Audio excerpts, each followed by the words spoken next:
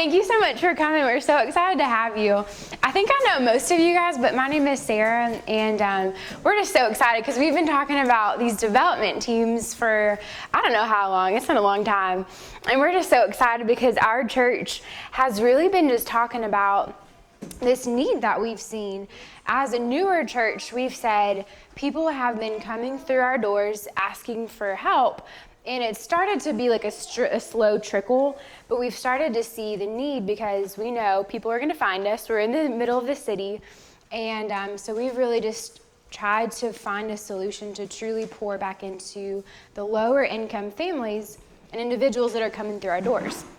So this is kind of the response that we've come up with, and we're really excited. And I know Jesse's actually here because you're over at Kings Creek main campus, right? No, you're here.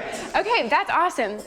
Well, we're excited that you're here because I know Todd, Jonathan Kyle, he sent out an email to Candies Creek too, to also be involved in the development teams.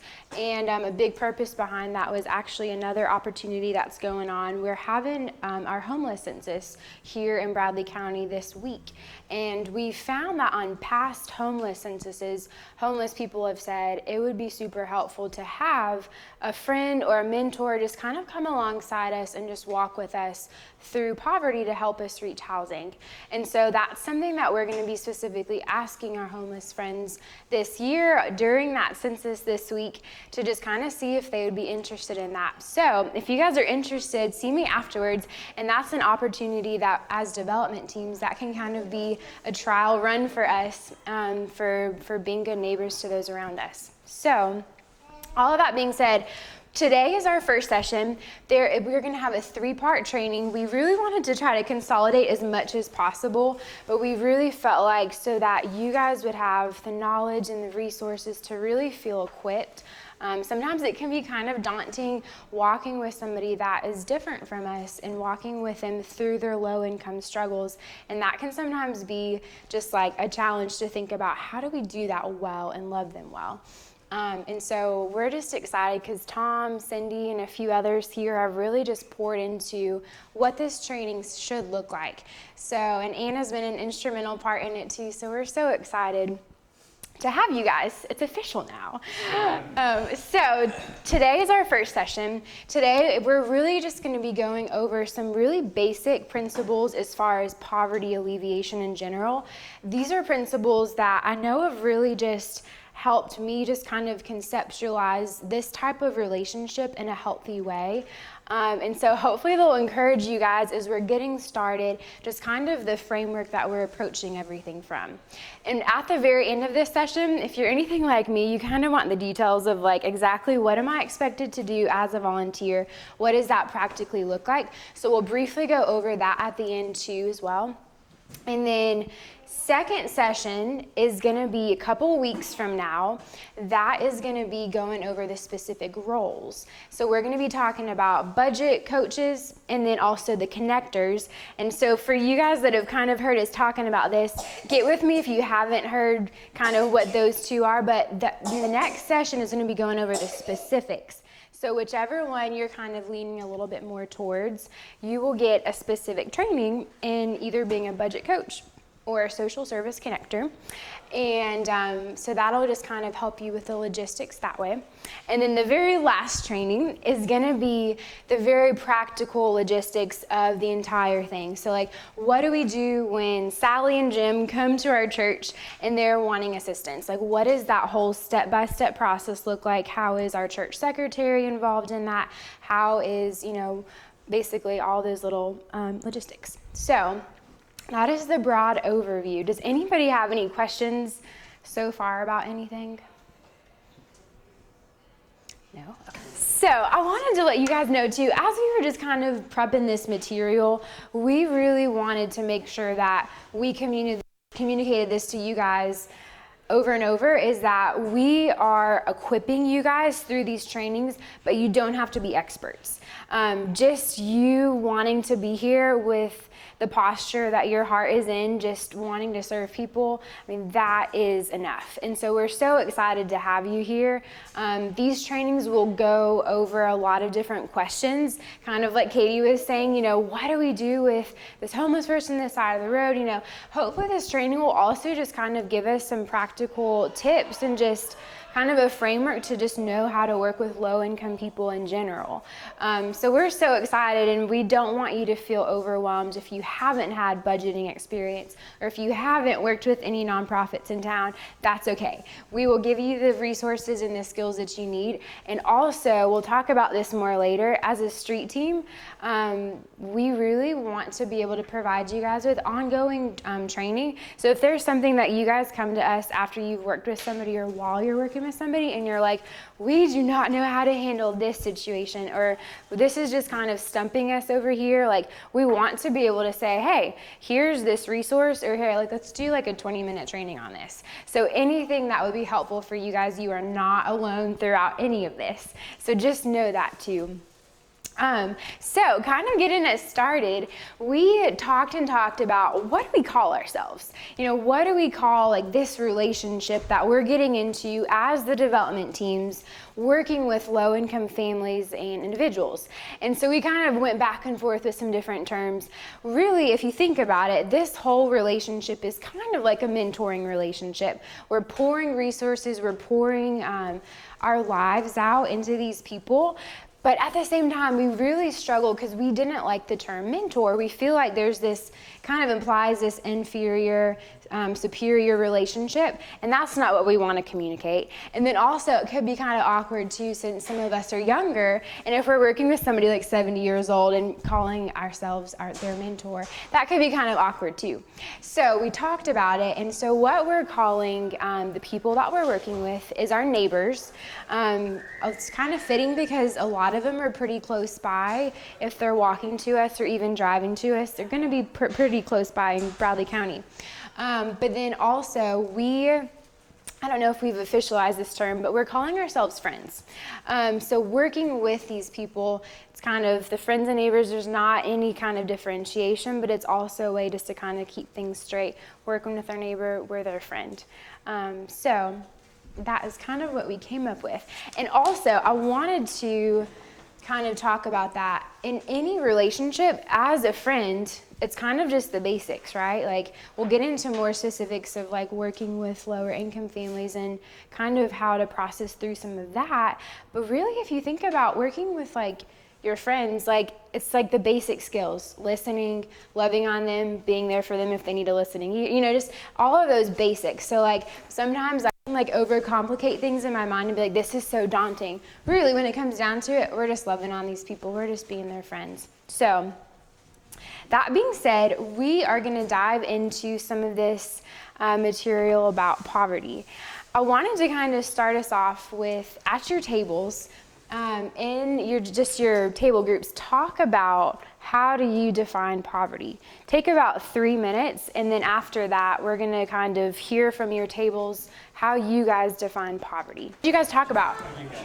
What did you guys say?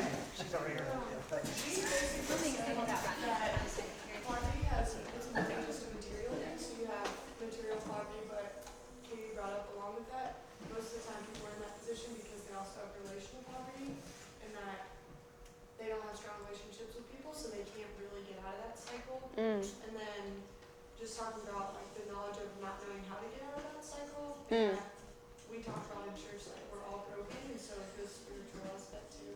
That is awesome. Yeah, so for those of you guys who didn't hear, and for the sake of the recording, they talked about how it's not material, but also how it's relational and also spiritual in nature too. That's awesome. Anything else from that table? No? Who else? We hit on the lack of relationships and lack of support as well, and the lack of the understanding to make a decision about their situation, just not really understanding, and then just the lack of basic needs, they're being met.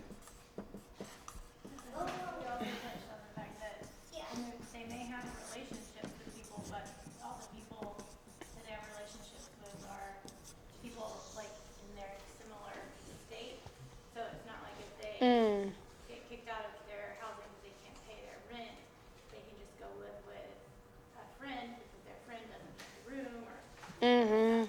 That's a great point. So kind of that relational poverty as well. They do have those relationships, but they're in the exact same state that they're in.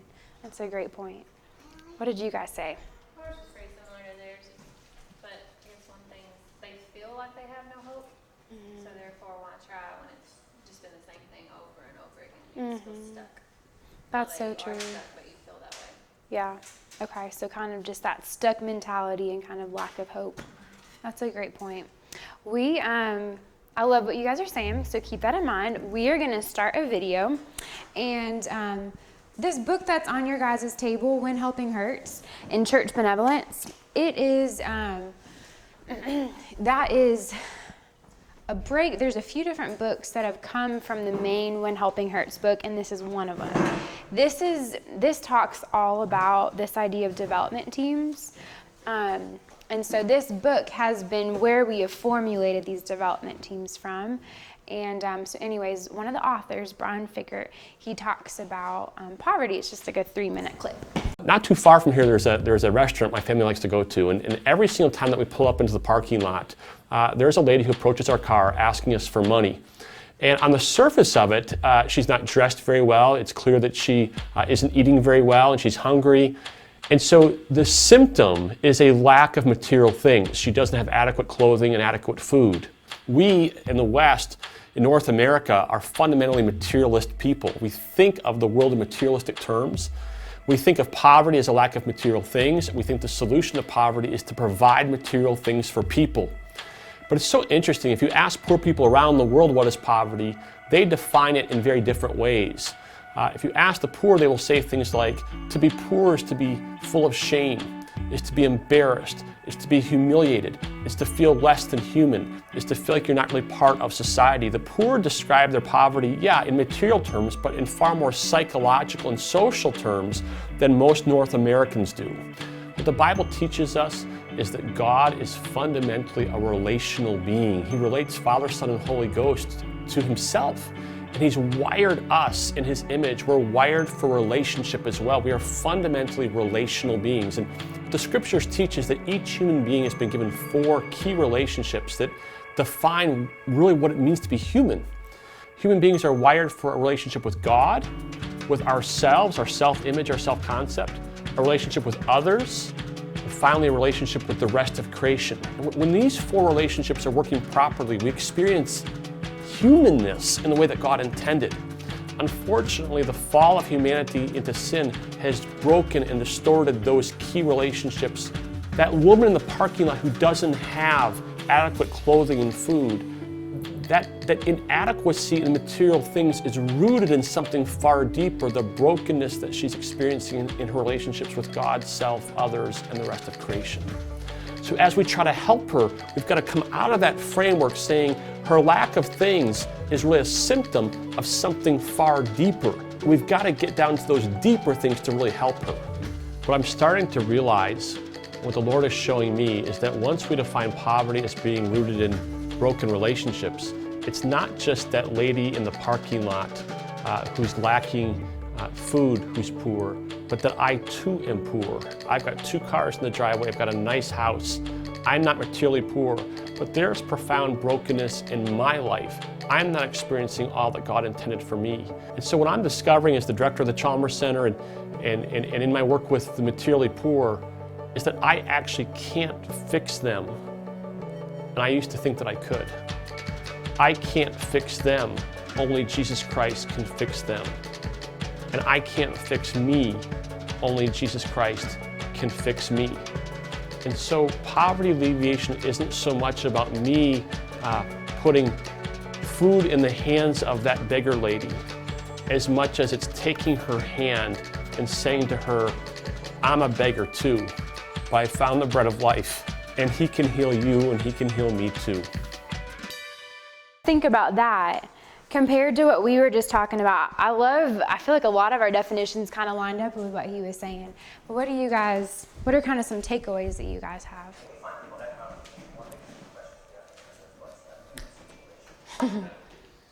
That's right, not that one. What's pretty cool is that he was talking about the different relationships that we have, specifically the 4, when he said the relationship with God, with ourselves, with others, and with the rest of creation. I never thought about all of those relationships being aligned where you Yeah. find that kind of, what did he say, like oneness or humanness? I missed that word. The but humanness. humanness. I thought that was pretty cool. I never thought about it that way. Yeah, that is really cool. I like how you described it that way too. That's a great comment. What other comments and ideas did you guys take away from that?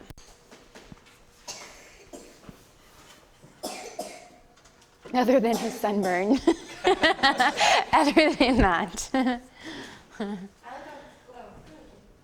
was gonna say, I like how he talks about how like we're all in poverty too because we're not living up to the fullness Yeah. of like all God has for us. And I think like it's easy for all of us to recognize that we're like a little bit broken, but to realize that it's because we're not living up to like everything that God has for us, and like we will always not live up to all of that. Because like we can never get out of this poverty cycle either without Jesus, you know. That's a really great point. That we're all broken. I love that. Yeah, I mean, mine goes right with that. I just thought it was cool. He said we can't fix them. Like, we are just as broken as they can. Jesus Yeah. can fix them, and Jesus can fix us, but that's the only way it works. Yeah, we can't fix them. I love that because that takes off that pressure for us that do want to fix people and help people, and we just have that mercy outlook, but like we can't. Like it really goes back to like we're both broken. That's awesome. Those are some great takeaways. So really, from that, I think the coolest thing that when I was starting to kind of learn this last summer is that it's not just about lack of material resources. That homeless guy that's on the side of the road, it's not just that he's lacking a house, it's that there's something so much deeper than that. And I think like exactly what you're saying, and I also, in a different way, like coming alongside him, we're both broken. So that was a cool takeaway. So that first handout that you guys have, it's like a chemistry experiment, like that little diagram. That is what we're going to kind of be talking about for just a few minutes. With each of these 4 key relationships, if you actually flip over to the next sheet, you've got on the very back side of that, it's the 4 key relationships just kind of outlined a little bit more. Do you guys mind if we just go around the room and one person take the God one, the next person take the self one, and then so 4 people are taking one of each of those? Does that sound good? Katie, do you guys mind if I start at your guys' table and each of you guys just take one of those? Okay, cool. Relationship with God. That's right there. Yes. This is our primary relationship. The other 3 relationships flow out of this one. We were made to serve and give praise to our Creator through our thoughts, words, and actions.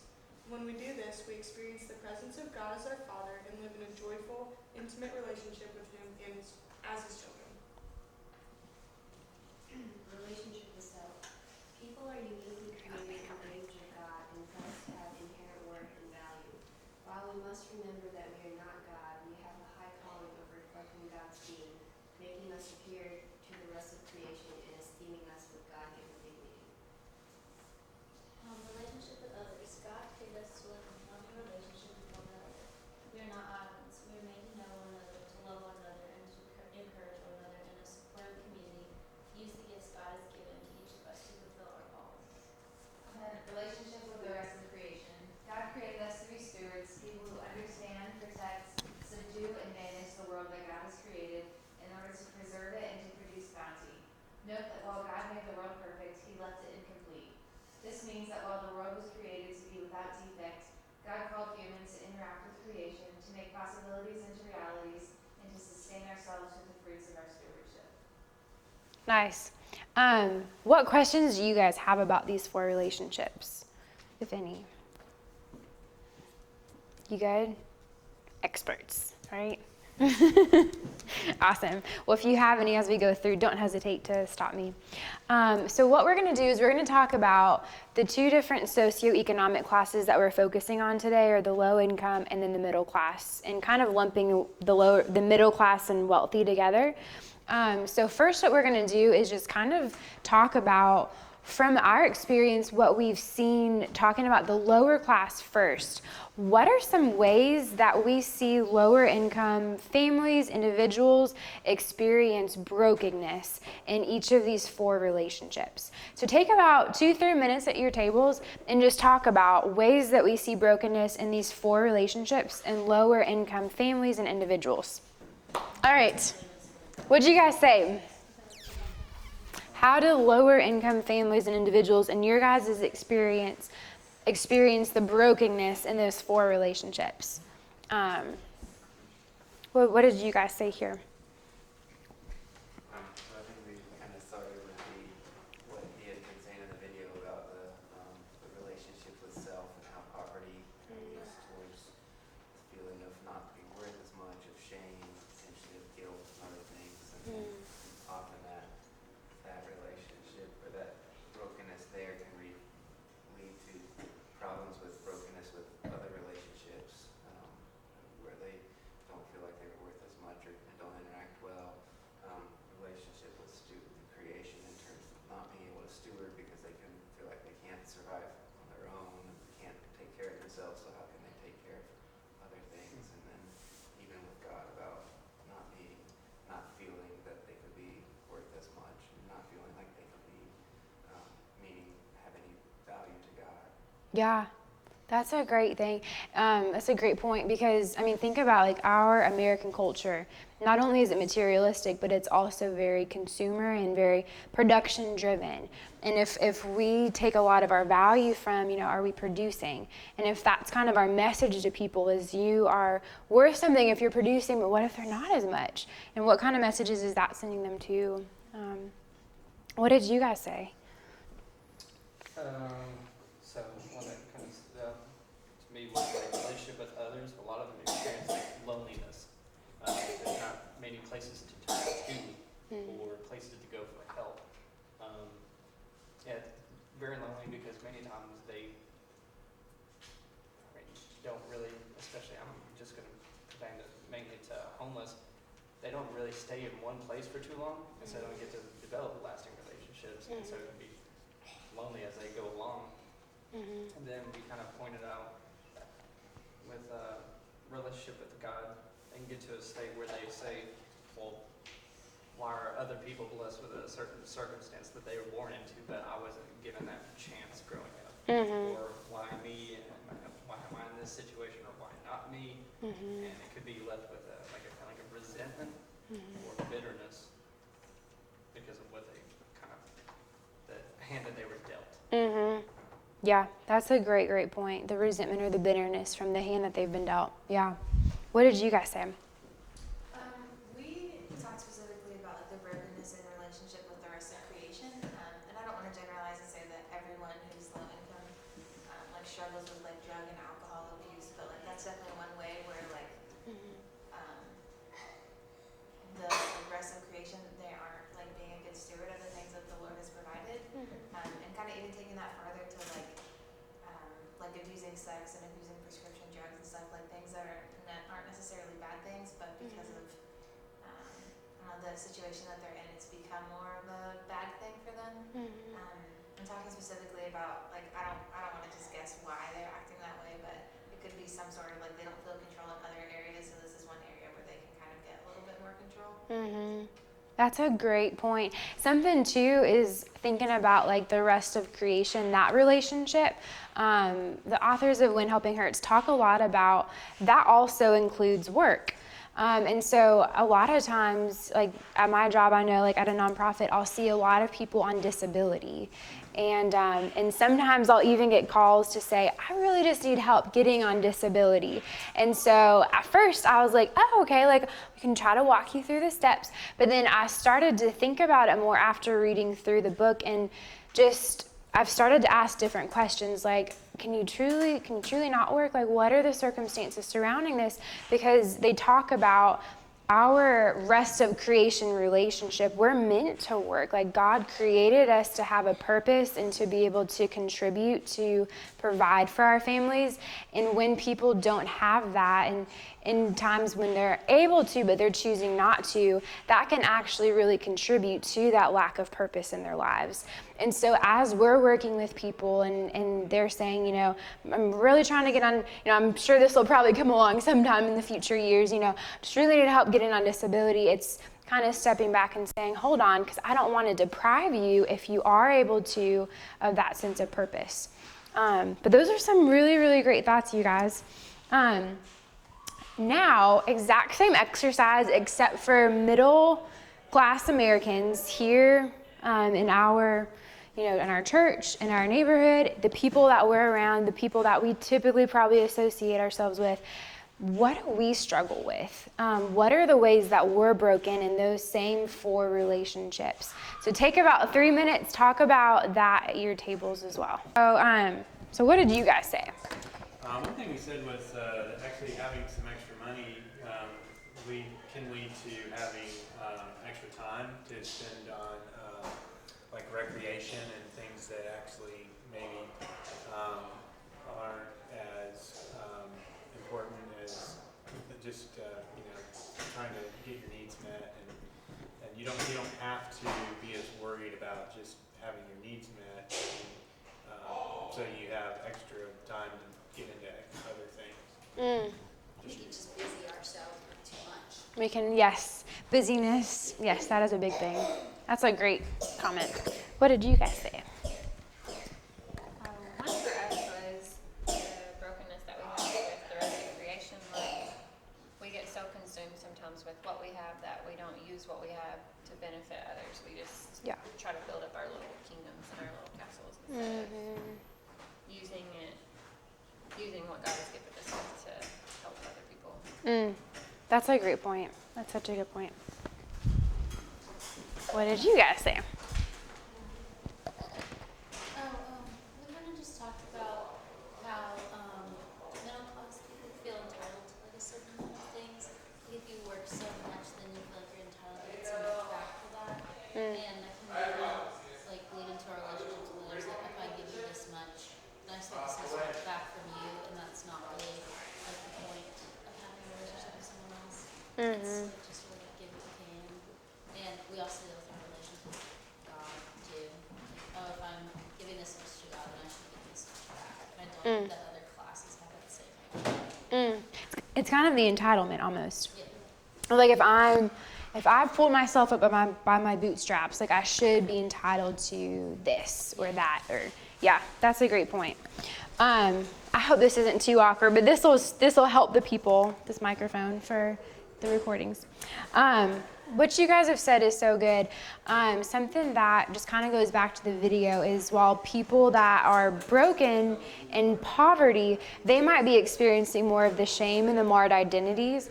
But here in our own brokenness, I mean, there's still so many ways. I think shame, that's across any socioeconomic status. But I also think that sometimes we have this God complex of like, I feel, and I know I sense this too in myself of like, well, I feel like I should be able to fix these people.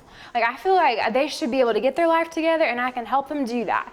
And that's just something too that I think is also just a source of brokenness in myself of thinking that I even can fix people, because like the video is saying, like, we can't fix people. So really the deception comes from really just not being able to accept the grace of God in any of our socioeconomic statuses. So on your guys' handout, we're going to read through this section quick before we do a case study. I'm excited for this case study. On the handout, it should say, let's see, those who have more and those who have less. Would somebody be willing to read those who have more column, just kind of go down through that one column, and then somebody else be willing to read those who have less column? Okay. Those who have more give material handouts and are solidified in their identity as the haves. Those who have more plan and give instructions and advice and are solidified in their identity as the ones who answer and who have it all together. Those who have more speak about the lessons they've learned through their successes and are solidified in their identity as the successful, blessed. Absolutely. Who wants to read those who have less? Cool.